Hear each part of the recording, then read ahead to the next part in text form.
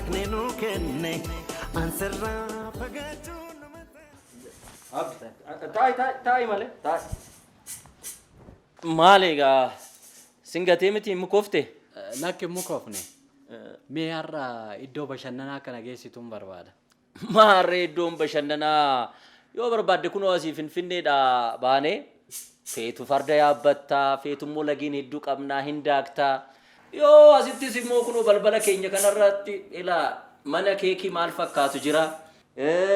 Isuma cinaa immoo manni diraaftiin jira manni daadhiin jira achitti fuudhee dhaqeetu bashannantaa maal rakkoon jira ree. Ani amma kanaa miti kan hin barbaadu. Mana fiilmii yookiin muuviin Oromoo itti ilaallamu mana tiyaatara Oromoo as yoo jiru. Yaa abdii ko inni waa'ee kana akkatti kaasan baay'ee isaan barbaadu dhiiseeti. Maaliif isaayi? Kai sittan argisiisa erga jette. Maaltu na dhibe? Sittan argisiisa.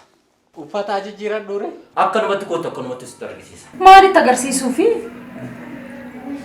Asiini karra qoreeti. Asiini karra meexxiti. Asiini karra alooti. Asiini karra gafarsaati. Asiin immoo karra qaalluti.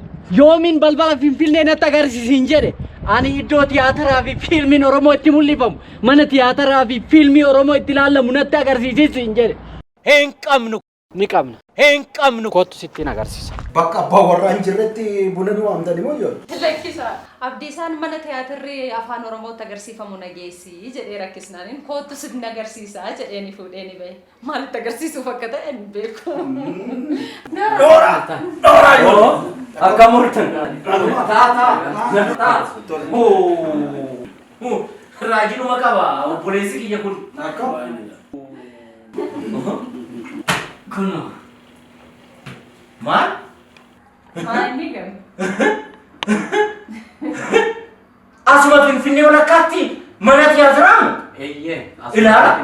Ilaalaa jira. Ilaalaa kunu. Argine. Isuma nan itti dadhabee abdii kutadhee maqaa dha'uu dadhabe natti agarsiifta?